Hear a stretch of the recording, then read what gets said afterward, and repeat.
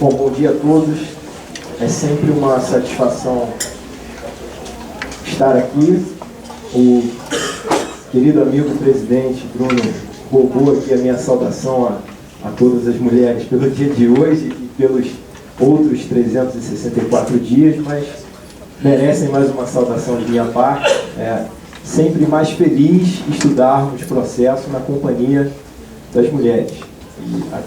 Mas, independentemente disso, em 10 dias nós temos uma contagem regressiva para a entrada em vigor do novo Código, como o Superior Tribunal de Justiça, em boa hora, pontuou e estabeleceu a data do dia 18. A gente tem discussões doutrinárias interessantes, e são sempre interessantes as discussões doutrinárias, mas a insegurança jurídica quanto à data efetiva de entrada em vigor do novo Código, ela foi estabelecida pelo Superior Tribunal de Justiça, ao meu ver, num bom momento. Então fica esclarecido que a partir do dia 18 de março nós temos não apenas um, mas diversos problemas, e a gente vai abordá-los aí nesse próximo painel. Eu queria saudar também o professor e amigo Leonardo Matiedo, que sempre nos recebe com muito carinho nos eventos do Centro de Estudos Jurídicos.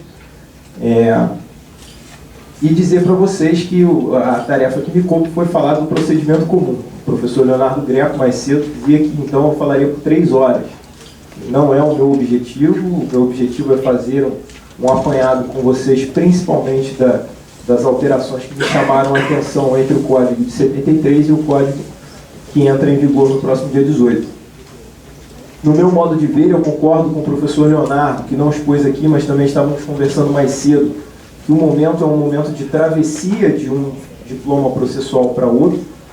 Alguns expositores costumam dizer que o novo Código tem uma concepção totalmente diferente e que rompe com o modelo anterior, e que, para que seja compreendido, é preciso esquecer totalmente o modelo anterior.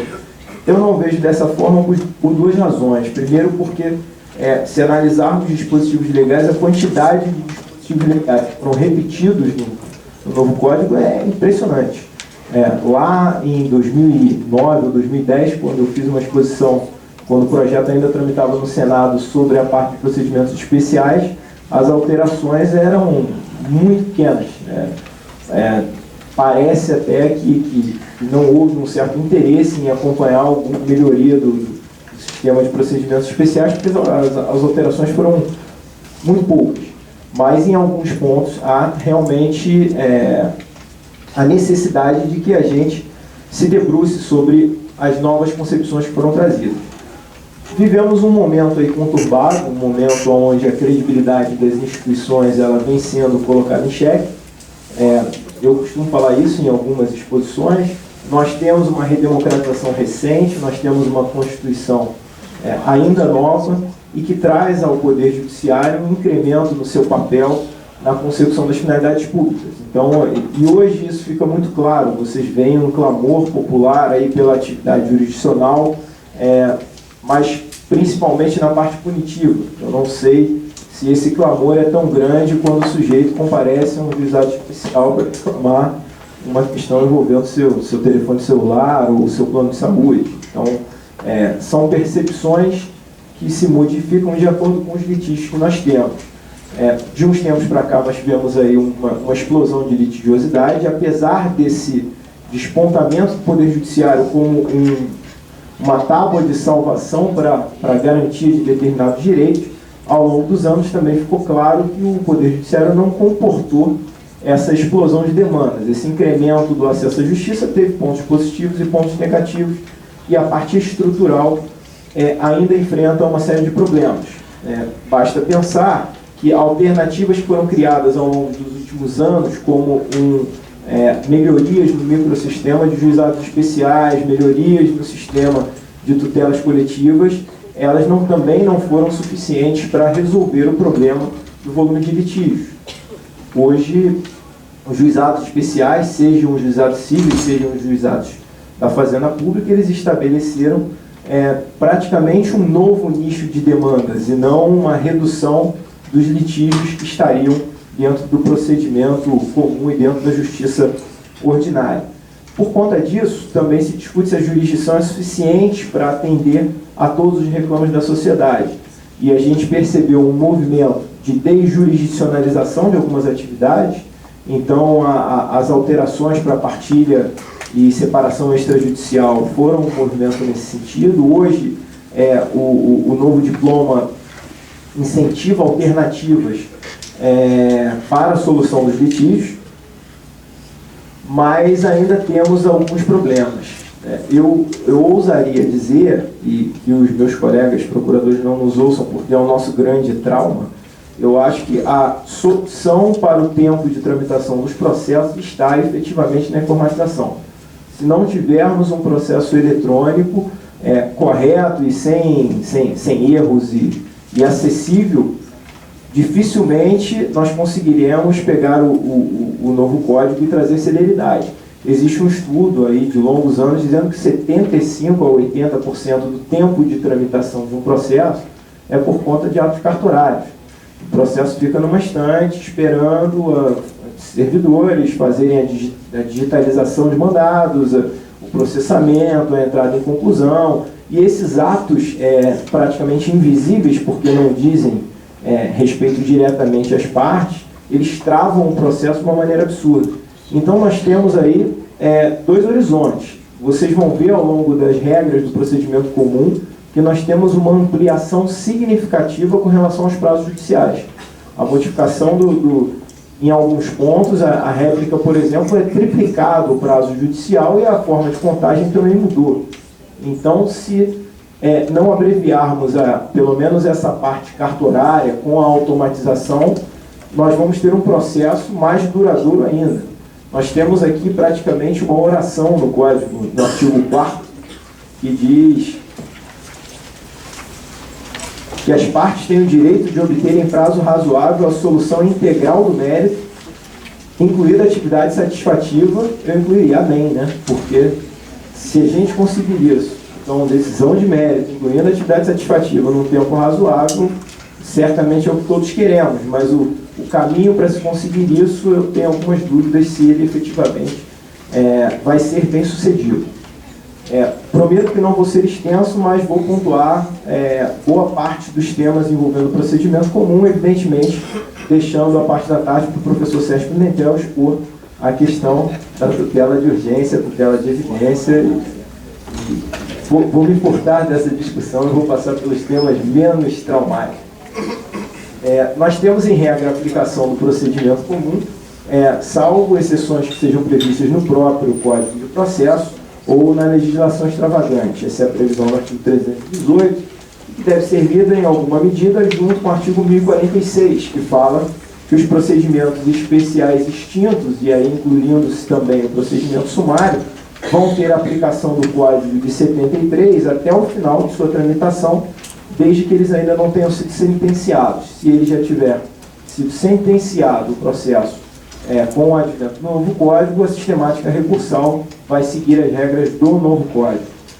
Os procedimentos especiais de outras leis, a gente vai ter a aplicação do novo Código em caráter supletivo.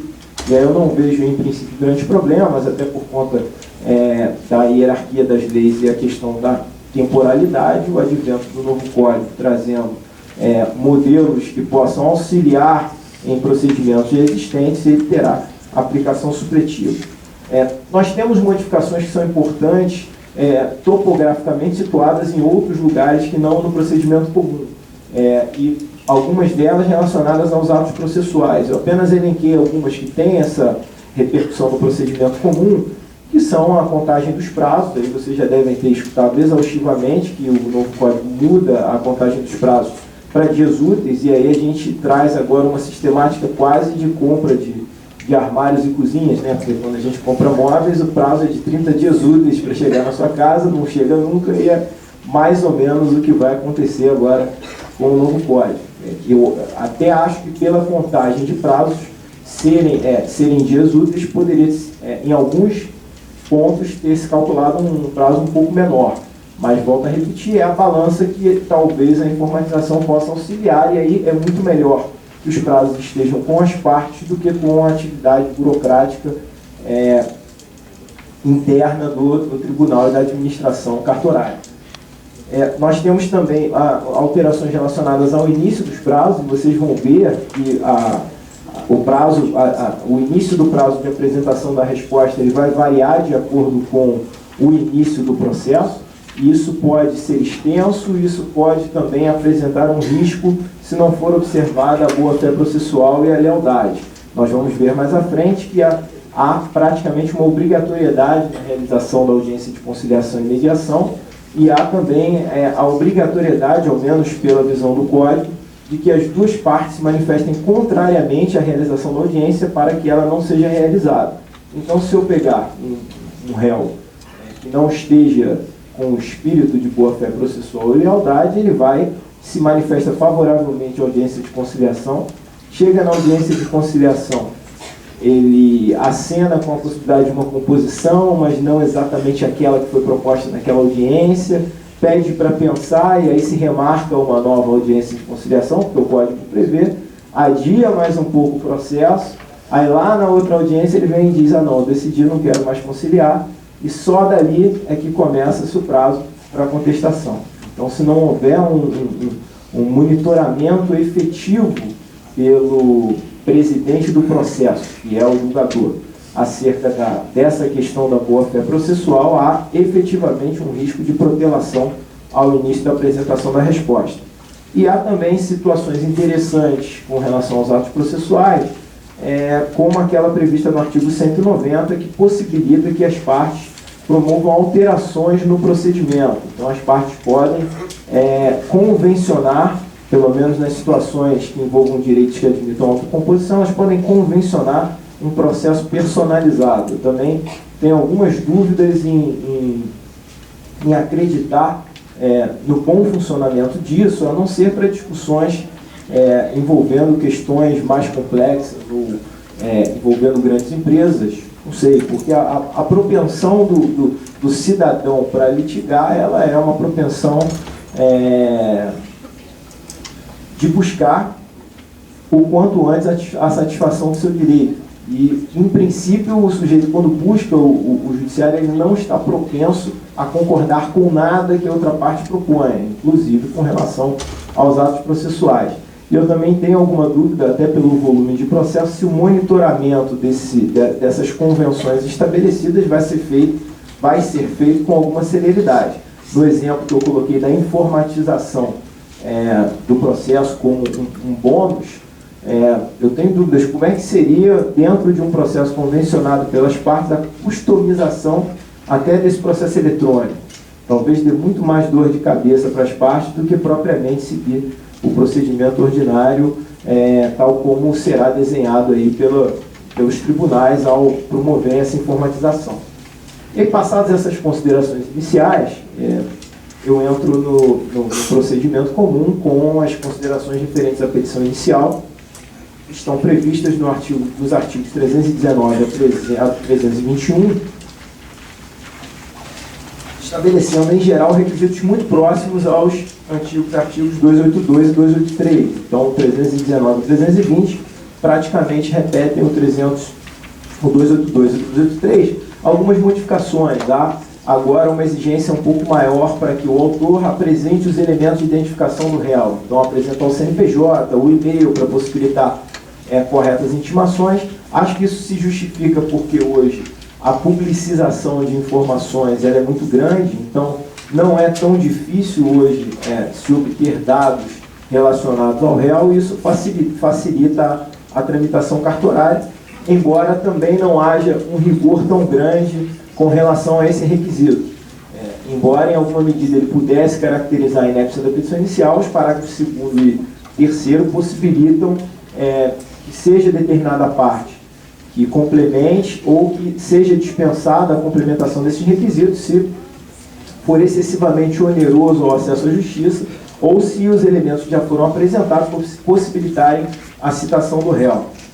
Tem a exclusão no artigo atual, dentre os requisitos da petição inicial, do requerimento de citação do réu, e vem a bom tempo também, porque é intuitivo, se você está demandando em face de alguém, você quer que ele seja citado para comparecer aos autos e apresentar as defesas, ou que ele reconheça o seu pedido. Isso é intuitivo e sempre houve um formalismo muito grande do processo com relação a esses requisitos. Acho que também caminhamos para um processo mais voltado para a verdade real do que a verdade processual. Isso vai ficar claro também em alguns outros dispositivos, e um certo desprendimento com relação à solenidade de alguns atos. Nós vamos ver a concentração de alguns atos e o abandono de algumas solenidades, com o objetivo de trazer celeridade ao processo. Isso fica claro em alguns dispositivos. Essa exclusão do requerimento de citação é uma delas.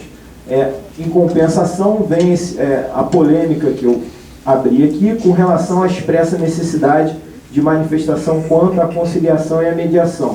Me parece que agora é um requisito obrigatório também da petição inicial, então o autor já tem que dizer se ele quer ou não quer conciliar, mas se ele disser que não quer e o réu disser que tem interesse na conciliação, vale aquelas considerações que eu fiz no sentido de que a audiência acabará sendo marcada.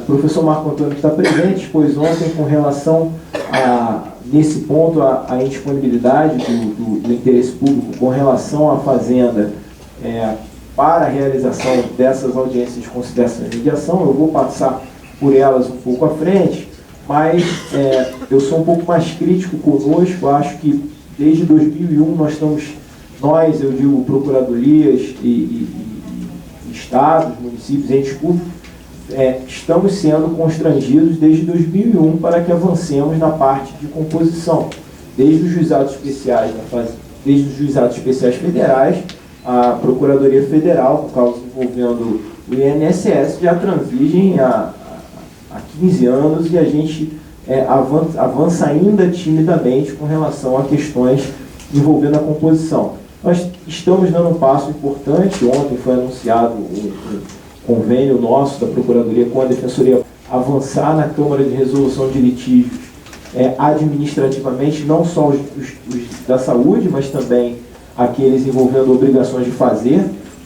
Vemos que na briga com o poder público, em muitas situações, o jurisdicionado se contenta com o cumprimento dessa obrigação de fazer, porque ele sabe que a condenação acessória em danos morais, com um consequente procedimento diferenciado de execução contra a fazenda, é custoso, é moroso. Então, em algumas situações, certamente ele preferirá ver o seu problema resolvido. Isso pode ser bem sucedido, mas acho que temos que ir além. Acho que a gente tem que ter um estudo e um avanço com relação à possibilidade de transação, evidentemente também sem desconsiderar o cenário econômico. No momento de crise é difícil você também anuir com composições e depois não ter condições de arcar com aquilo que se comprometeu, e esse risco deve ser analisado.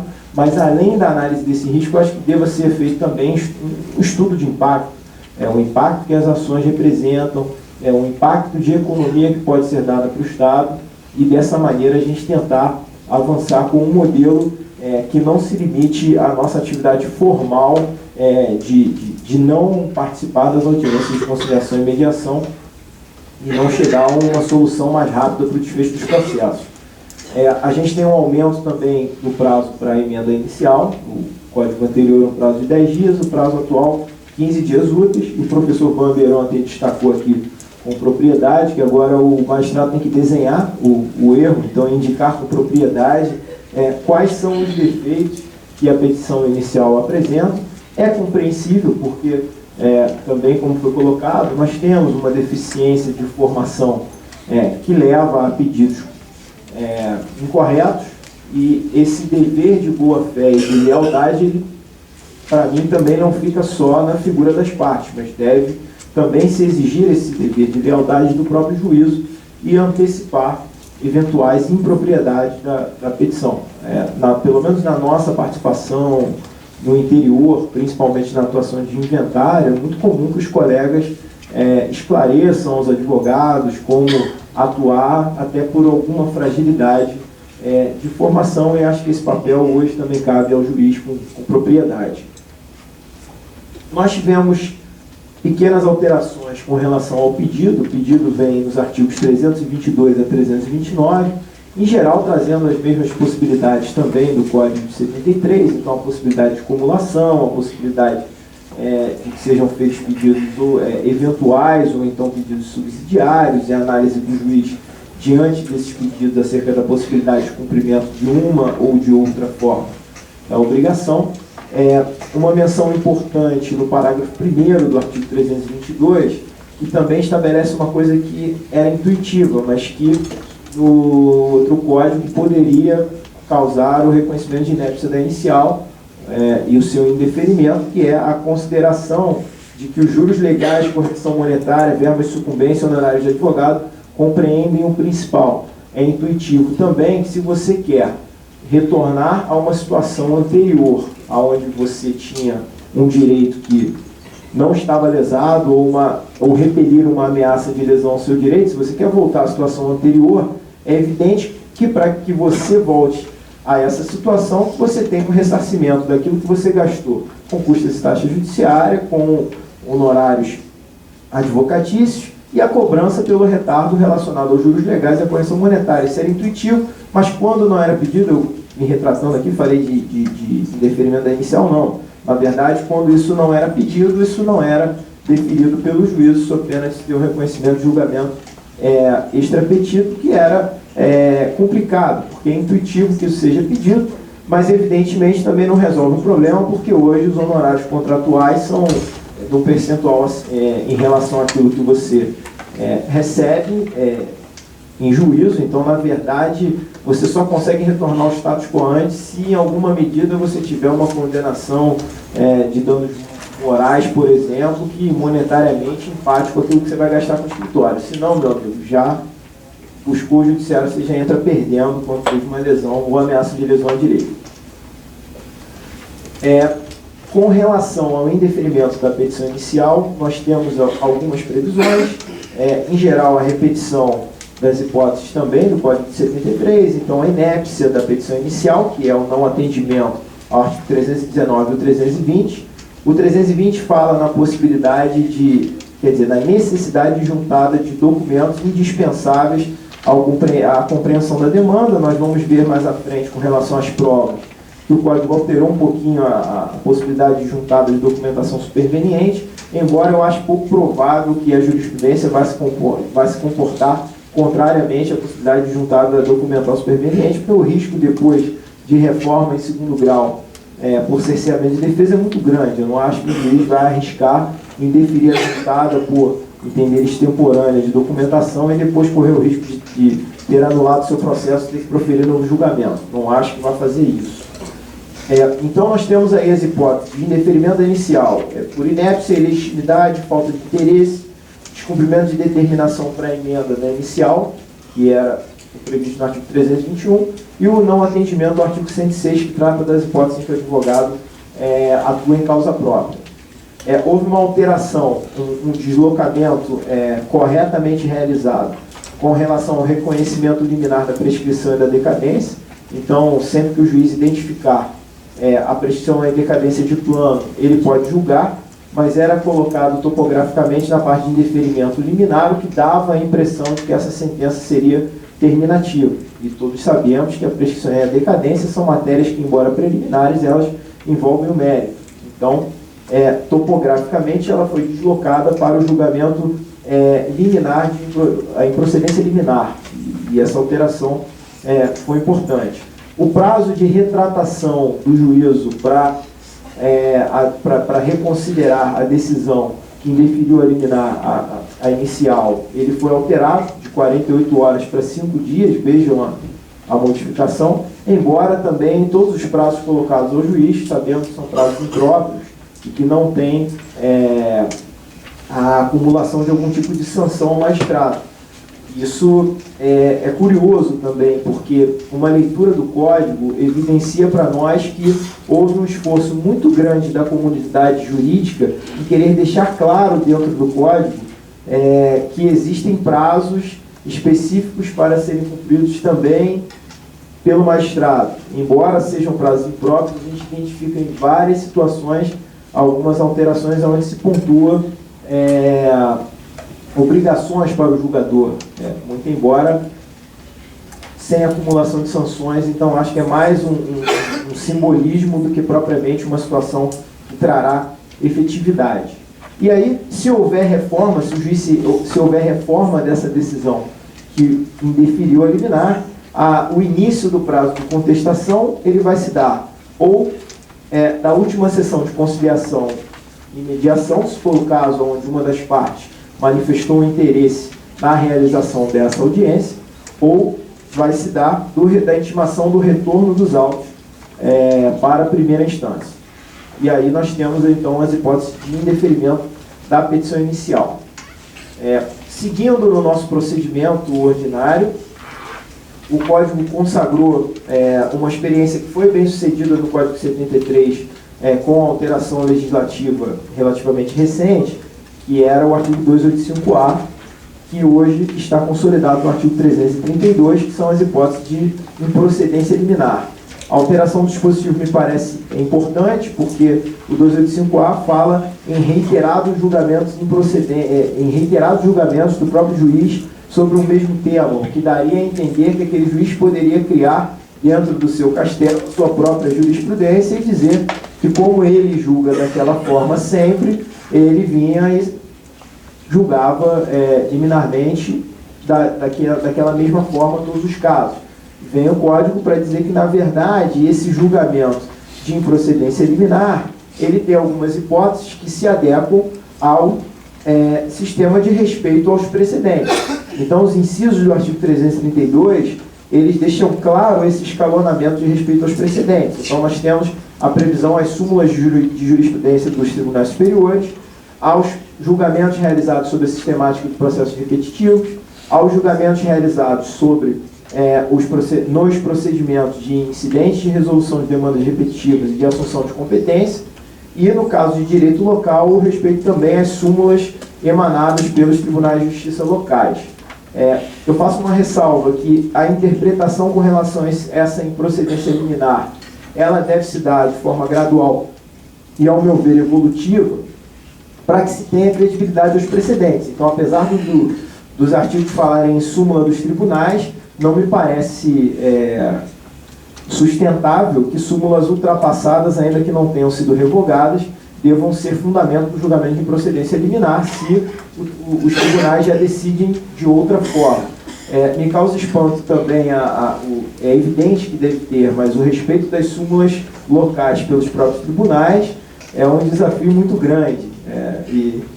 E nós vemos aí situações inúmeras onde decisões vinculantes do tribunal são desrespeitadas dentro do próprio tribunal. Então, o maior desafio com relação ao respeito de precedentes me parece ser uma cultura de respeito e de deferência aos precedentes pelo próprio tribunal.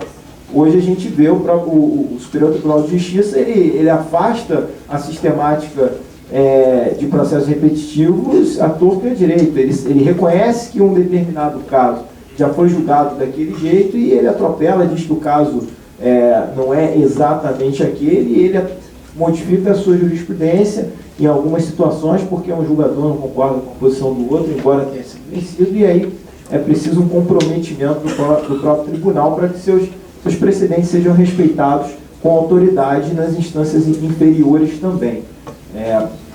Acredito que isso a gente vai conseguir com alguma evolução e com o tempo. Eu também discordo um pouco do professor Fux, que, quando esteve aqui, rebateu o argumento de engessamento da possibilidade de modificação da jurisprudência. Ele não vê dessa forma, acha que é possível que seja trabalhada a modificação da jurisprudência. Eu acho que, se o código for adotado literalmente pelo tribunal, a gente vai ter grandes dificuldades de reverter jurisprudência. Se o Poder Judiciário se fechar no respeito aos seus precedentes, e o juiz de primeiro grau julgar tudo sobre a sistemática da improcedência liminar, porque o tema já foi decidido em cima, os filtros recursais, que Guilherme dispôs ontem recurso, me corrija se estiver errado, mas os filtros vão precar que a gente consiga fazer subir determinadas questões. E quando nós conseguirmos demonstrar que a hipótese não é exatamente aquela do precedente, o risco também de enquadramento no reexame de matéria fática é enorme e temos chances pequenas de subir determinadas discussões. Então, acho que podemos ter problemas nesse sentido, como, aliás, independentemente dessa sistemática, nós já temos tido problemas com relação à subida de determinados recursos. O que me causa desconforto, principalmente, são situações onde há um enquadramento equivocado do precedente. se atribui uma sistemática de processos repetitivos a um caso que não é, e a gente não consegue fazer subir determinados casos, ou mesmo as reclamações não são apreciadas, e a gente tem alguma dificuldade com relação a isso. Bom, falei também da possibilidade do reconhecimento de prescrição e decadência aí deslocada para esse artigo 332, e o artigo também estabelece o mesmo prazo de 5 dias para a retratação estabelecido nas hipóteses de deferimento da petição inicial. Então, em caso de julgamento de procedência liminar, uma vez interposto o recurso, o juiz também terá 5 dias para se retratar. Não sendo o caso de indeferimento inicial, nem sendo o caso de improcedência liminar, o Código traz a previsão da audiência de conciliação e mediação. Eu já tive a oportunidade de conversar com vocês em agosto sobre esse tema, aqui no ciclo de estudos que fizemos no Código, mas até porque parte da plateia é um pouco diferente, só para pontuar, nós temos a negociação, a mediação e a conciliação como mecanismos de composição, e a arbitragem e a jurisdição como mecanismos de adjudicação.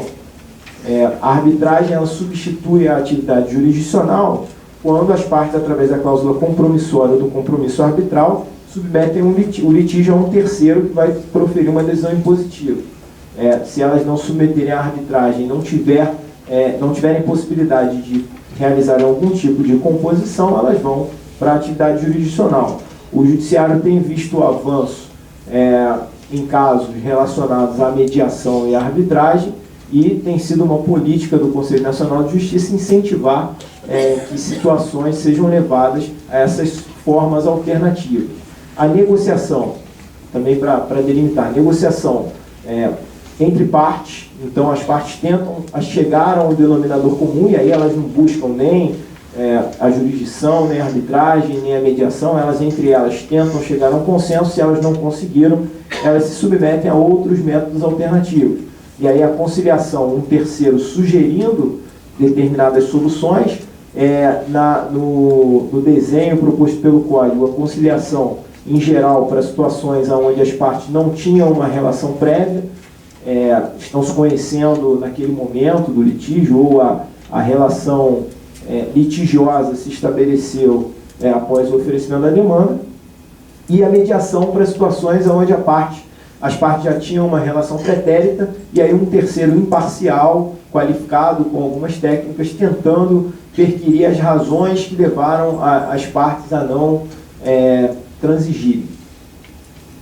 Há um incremento e um incentivo à mediação por uma série de razões. Primeiro, porque o processo judicial é moroso. Segundo, porque em algumas situações as partes querem sigilo, e o processo judicial cada vez menos é sigiloso. Nem o inquérito policial hoje é sigiloso, todos eles estão à disposição do Jornal Nacional ou de outros veículos de comunicação, muito antes de serem juntados os termos nos autos dos processos administrativos. É impressionante. Exato. Então, eu não acho que as partes confiem em mecanismos ainda que haja oficialmente o segredo de justiça para determinadas situações. E o resultado final também do processo judicial contempla apenas uma das partes. Embora a gente tenha casos de sucumbência recíproca, em geral, uma das partes fica satisfeita e outra não, e a mediação pode trazer alternativas que deixem as partes igualmente satisfeitas. Se a petição inicial preencher os seus requisitos, o artigo 334 coloca que o juiz vai designar essa audiência com uma antecedência mínima de 30 dias, e da data da audiência ele vai buscar a citação do réu a intimação para a audiência e comparecimento com pelo menos 20 dias de antecedência. A manifestação, como eu coloquei, para não realização dessa audiência tem que ser de ambas as partes, embora eu tenha feito as considerações com relação ao avanço que nós temos que fazer, eu não acho que o Poder Judiciário também vai sair marcando audiências de conciliação e mediação, não vai. O Código também estabelece 2 dispositivos com relação a tempo, e aí vai na linha do que eu falei, que me parece que é um pleito da comunidade jurídica para que, de forma simbólica, se estabeleça um tratamento urbano com aqueles que comparecem à justiça, mas se verifica que vai ser, a pauta vai ser marcada com tempo mínimo de 20 minutos entre as audiências. E aí tem também lá na frente, com relação à possibilidade da audiência de saneamento e organização do processo, uma pauta com intervalo mínimo de 1 hora. E aí vamos ver também na audiência de instrução e julgamento que as partes podem deixar de esperar a audiência se elas atrasarem 30 minutos de forma injustificada. Eu acho que o grande desafio vai ser caracterizar o que seria injustificado, porque se a audiência anterior demorou, é uma justificativa. Então, acho pouco provável que esses dispositivos serão observados de forma correta, mas acho que também o juiz, pelo volume de processos, não vai se interessar, e aí é um palpite, mas eu não acho que o juiz vai se interessar em ficar tomando café com as partes e discutindo temas. Eu acho que ele vai querer dar conta dos processos e não vai ser tão rigoroso com relação a essa disposição da audiência de conciliação e mediação, embora o Código tenha se posicionado de forma rigorosa com relação ao comparecimento das partes. O Código não é tão rigoroso, por exemplo, quanto o microsistema dos juizados, porque na Lei 9.099, o não comparecimento do réu na audiência de conciliação provoca a caracterização da revelia desde logo, e o não comparecimento do autor, pelo artigo 51 da Lei 9.099, é causa de extinção do processo. O Código de Processo Civil, para o procedimento comum, ele não vai a esse nível de rigor, mas ele considera a ausência das partes um ato atentatório à dignidade da justiça e combina a possibilidade de aplicação de multa.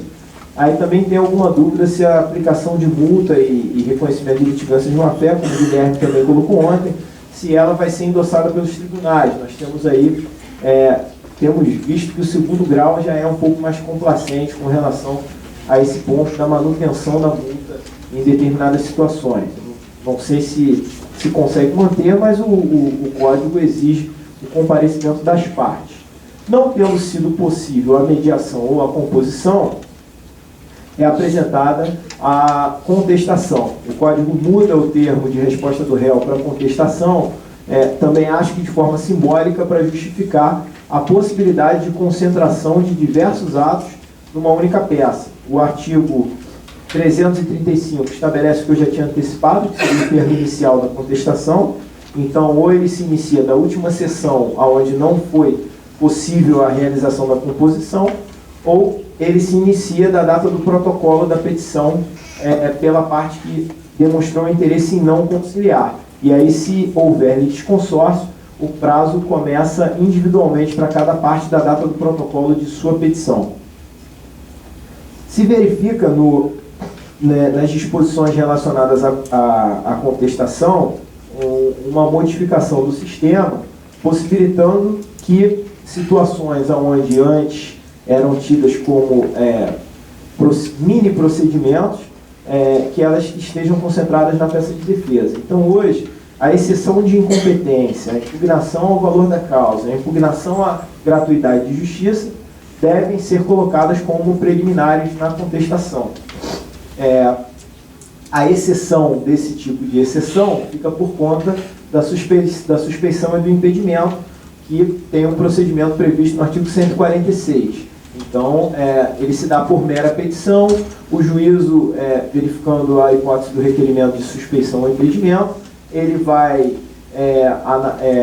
instruir esse procedimento, autuar em apartado e remeter para o tribunal, que vai aplicar efeito suspensivo ou não. Se o tribunal aplicar efeito suspensivo, o processo fica suspenso até o desfecho do incidente. Se o tribunal não aplicar o efeito suspensivo, o processo continua correndo e esse procedimento tramitando em paralelo. Também há a previsão expressa do Instituto da Reconvenção, sendo possível de ser formulado também dentro da contestação. É importante fazer uma distinção. Não me parece que o fato de estar topograficamente localizado dentro da contestação, o que, aliás, a jurisprudência já admitia, se fosse possível na contestação identificar claramente o que é defesa e o que é contra-ataque, mas não me parece que o fato de internalizar na petição de resposta tenha transformado a reconvenção num pedido contraposto. Não, são estudos diferentes. O pedido contraposto ele está vinculado aos mesmos fatos que envolvem o litígio. Já A reconvenção não. A reconvenção ela pode guardar conexão com os fatos daquele homicídio. Então ela tem um espectro mais amplo no seu requerimento. O Código também estabelece que essa reconvenção ela pode ser proposta contra, não só contra o autor, mas contra um terceiro, e também o réu pode se valer de um litisconsórcio com um terceiro para apresentar essa reconvenção. Eu tenho dúvidas sobre o sucesso dessa tramitação, porque pode causar algum tipo de confusão na tramitação. Para o réu isso é muito bom, para o autor eu tenho dúvidas se isso vai ser bom ou não com relação à celeridade, mas o Código prevê essa possibilidade até para evitar depois eventuais ações de regresso e etc. Uma outra alteração interessante, que está no artigo 338, fala, no artigo 338 e 339, falam da possibilidade de substituição do réu, e aí modificando um pouco o antigo Instituto da Nomeação à Autoria. Então, se o réu alegar ilegitimidade, ele tem por dever indicar quem é a parte legítima e fornecer os dados da parte que ele entende legítima para que se promova a substituição. O juiz assinala prazo para que o autor faça a retificação, se assim entenda, e aí o terceiro, que seria efetivamente legítimo para compor a lide, ele acaba sendo citado para intimado para integrar a relação processual. Estou indo um pouquinho rápido, senão a gente não chega na sentença e todos querem almoçar. A gente também tem, se não for apresentada a peça de defesa, e aí, também passando um pouco mais rápido, as matérias de alegação de defesa, elas praticamente batem com as disposições do Código de 73, então eu preferi passar um pouco mais rápido. A revelia, ela traz as mesmas hipóteses também, então não apresentada a resposta, há a presunção de veracidade das alegações do autor.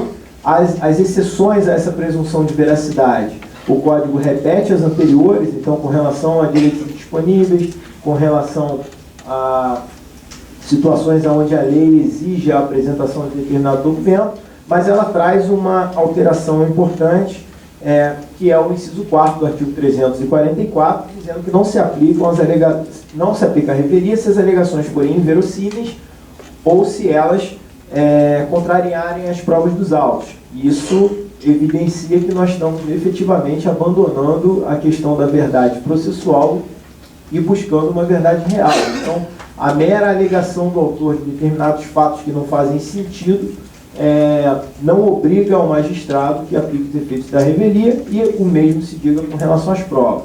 E aí também é importante que mesmo o réu revela, ele pode produzir provas. A ele também é facultada essa possibilidade, isso está previsto no artigo 349, desde que ele compareça a tempo desse ato processual.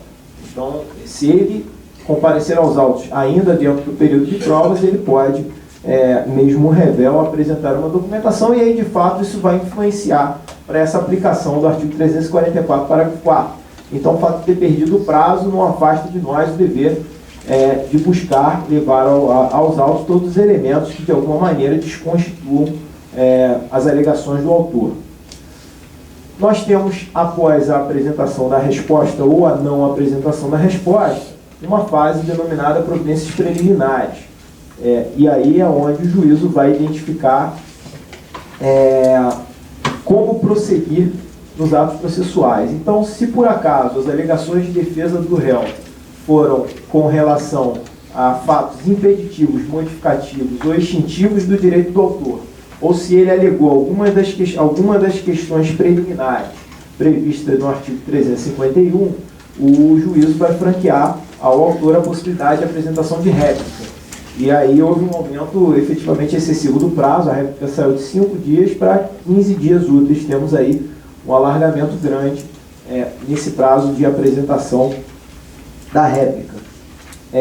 Nós temos também, no artigo 352, dentro do conjunto de providências preliminares, a possibilidade do juízo, identificando pequenos vícios no processo, sanar essas irregularidades ou determinar que as partes façam num prazo de até 30 dias. Então vejam como é que o processo vai se enrolando. No exemplo que eu dei, o sujeito fez uma audiência de conciliação, não teve sucesso, foi a outra, se iniciou o prazo para a resposta de lá, mais 15 dias úteis para se manifestar, mais 15 dias úteis para a réplica, mais 30 dias úteis para sanar a irregularidade. E assim a gente vai alongando um pouco o procedimento. Mas é importante que essas irregularidades sejam sanadas aqui nesse momento, prévio a, efetivamente, a instrução. Se for o caso de produção de outras provas, que não aquelas provas documentais apresentadas na petição inicial ou na contestação do réu, se não for o caso dessa produção de provas, a gente cai nas hipóteses de julgamento conforme o estado do processo. E aqui há algumas modificações interessantes. As hipóteses de julgamento conforme o estado do processo estão nos artigos 354 a 356. Existe a possibilidade de extinção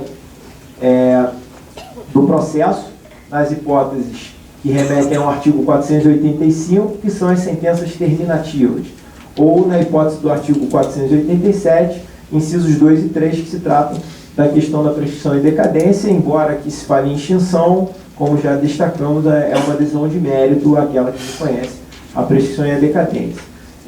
O dispositivo inova no parágrafo único ao admitir a possibilidade de uma extinção parcial do processo. E aí, nesse caso, o recurso que desafia essa sentença parcial é o recurso de agravo de instrumento.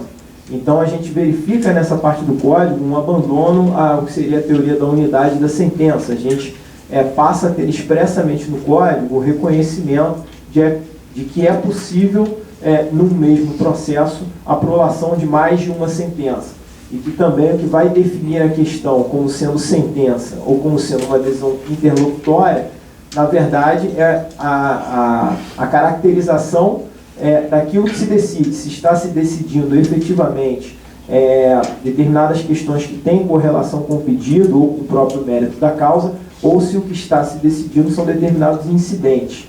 E não necessariamente também o tipo de recurso que vai revestir o conteúdo da decisão judicial como sentença ou decisão interlocutória, porque agora a gente tem expressamente a possibilidade de agravo de sentença. O artigo 355 permite a possibilidade de um julgamento antecipado naquelas hipóteses onde as provas já foram produzidas ou nas hipóteses onde houve o reconhecimento da revelia e não houve a produção de outras provas. O artigo deixa expresso que se trata de uma sentença com resolução de mérito, e aí, curiosamente, quando vem no artigo 356, ele fala no julgamento antecipado parcial, mas fala em decisão, não fala em sentença. Ao meu ver, ele quis abandonar a teoria da unidade, mas não de uma forma tão explícita, e ele menciona a decisão, mas claramente o julgamento antecipado parcial no artigo 356 também se trata de uma sentença.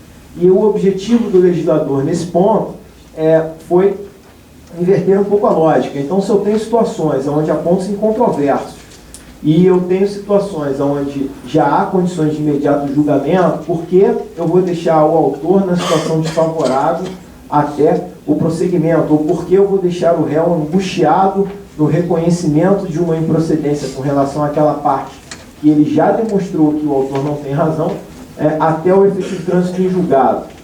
Eu também me recordo do ministro Fux aqui, quando expôs, ao falar da tutela de evidência, sem antecipar muito a questão o tema do Sérgio, mas colocando a seguinte pergunta: por que não inverter a lógica nos casos em que é flagrante que você buscou o Poder Judiciário porque a outra parte está completamente equivocada? Por que não inverter a situação e inverter o jogo?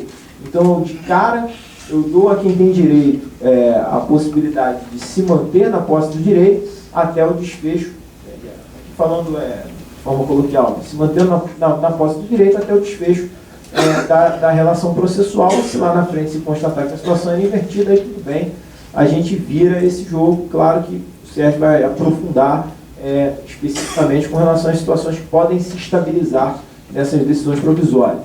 Mas fato é que é possível esse julgamento com relação a pontos incontroversos.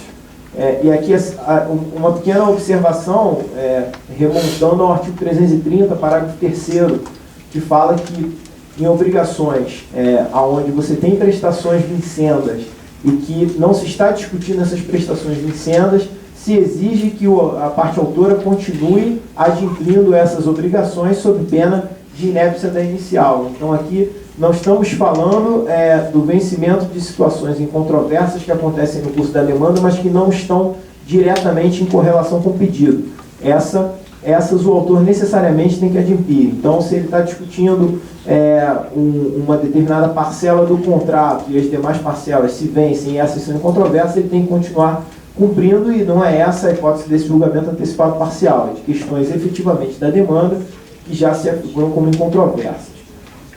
Se não for o caso desse julgamento conforme o estado do processo, é que uma última ressalva é que nesse julgamento parcial se admite desde já a liquidação e a execução parcial, mesmo sem caução e mesmo na pendência de recurso. Então o objetivo é inverter o jogo mesmo, porque o processo já estaria em condições de imediato julgamento, já tem elementos que podem trazer uma cognição exauriente para o julgador, e se houver trânsito, essa execução acaba se colocando como definitiva.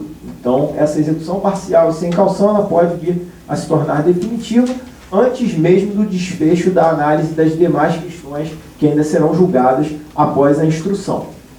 E aí, o Código ainda do Procedimento Comum, depois dessas hipóteses de julgamento conforme o estado do processo, estabelece hipóteses de saneamento e organização do processo.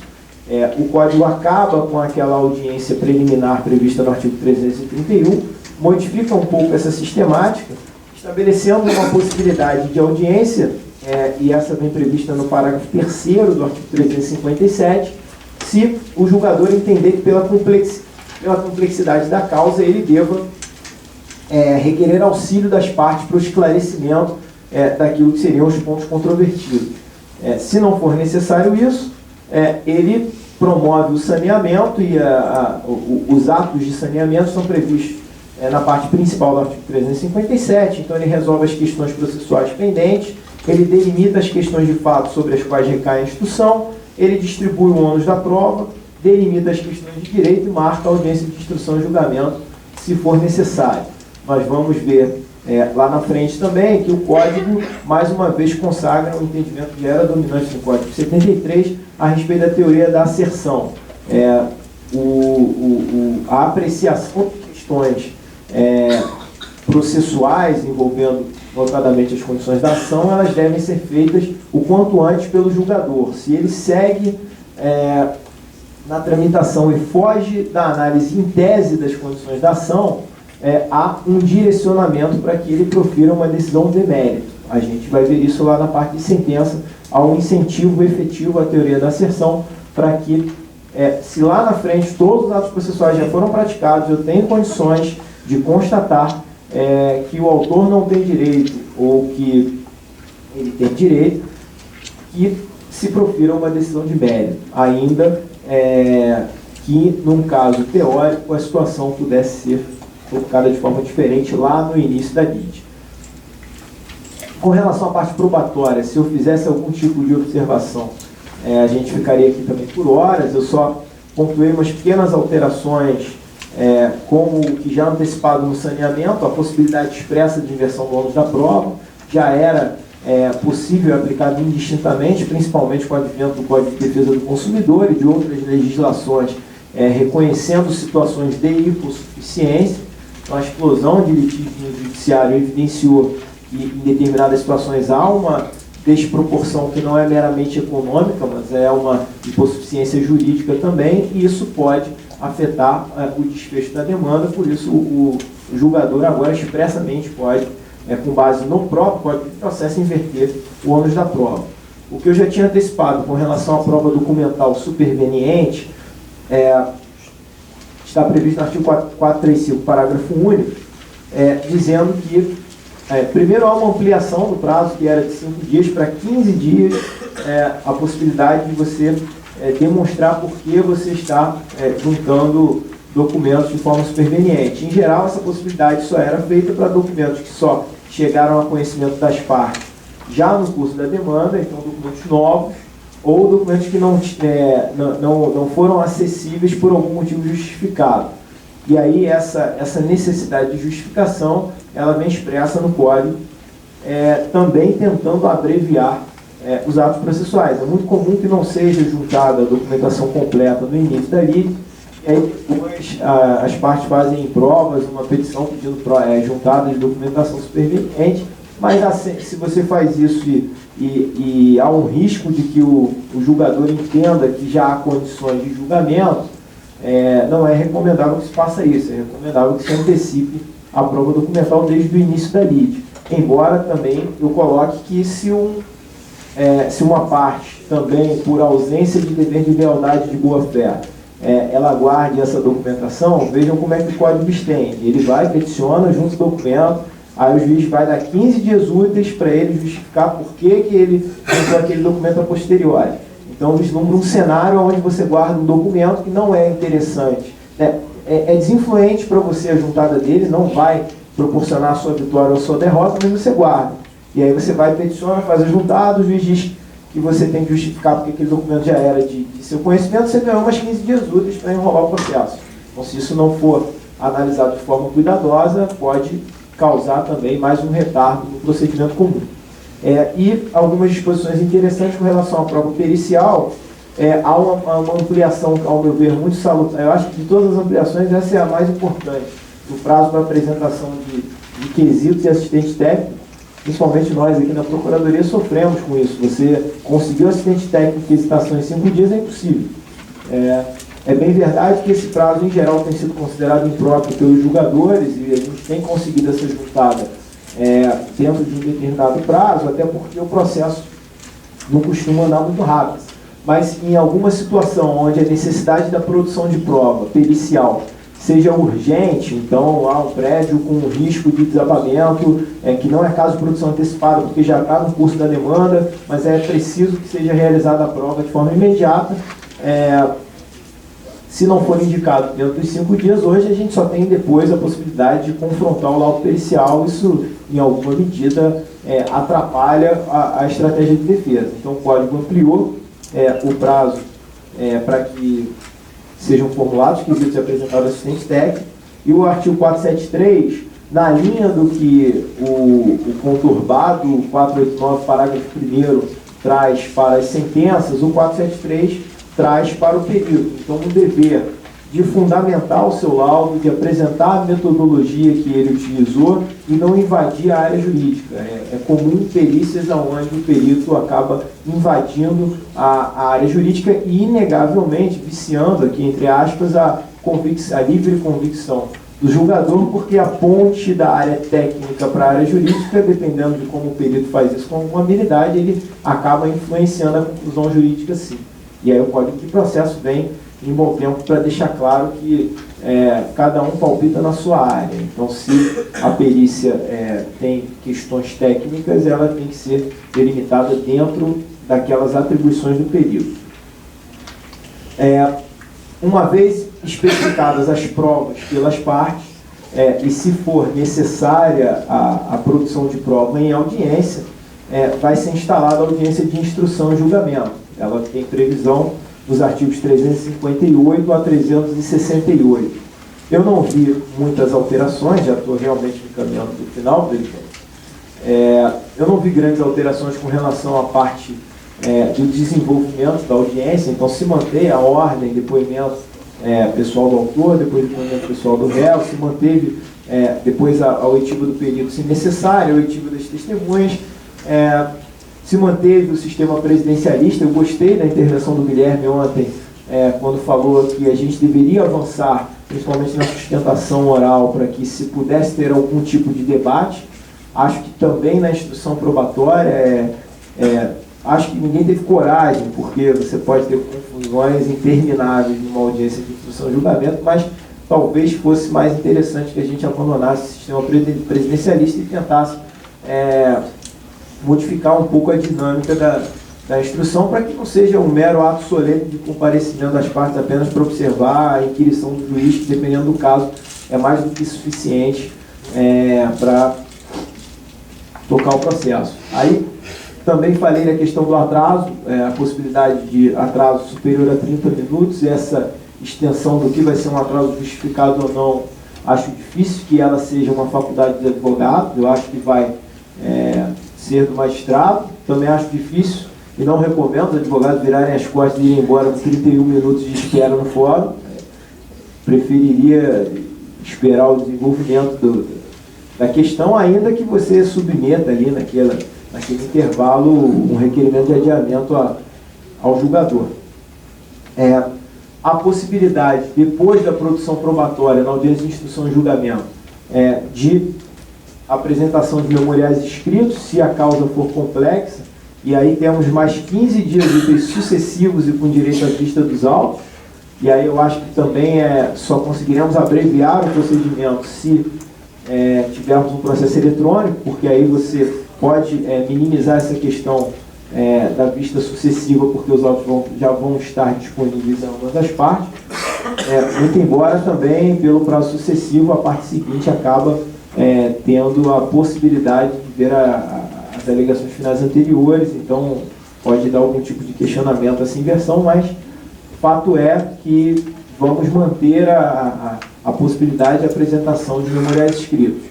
E aí, no artigo 366, traz um prazo de 30 dias para que o juiz sentencie. 30 dias aí, também o juiz vai interpretar como úteis para ele, lógico, mas torçamos para que seja dentro dos 30 dias, que vai ser ótimo, né? Se conseguirmos que as sentenças tenham o respeito a esse prazo, mais uma felicidade que a gente pode ter.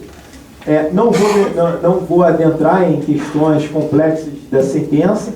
Nós temos aí, eu já tinha antecipado, o desenvolvimento de sentenças reproduzindo 267 e 269, e depois a possibilidade da prolação de sentenças com resolução de mérito e sem resolução de mérito. A inovação que eu vejo está no parágrafo 7º do artigo 485, que admite um juízo de retratação da sentença terminativa em até 5 dias. As interações com relação às sentenças terminativas, como eu já tinha antecipado, aí nós temos no 487 as sentenças com resolução de mérito, e aí é o acolhimento ou a rejeição do pedido, tanto da ação quanto da reconvenção, o reconhecimento da decadência ou da prescrição, a homologação do reconhecimento do pedido, de transação ou de renúncia. Então, as sentenças homologatórias, prescrição e decadência, e aí o acolhimento ou a rejeição dos pedidos principal e da reconvenção.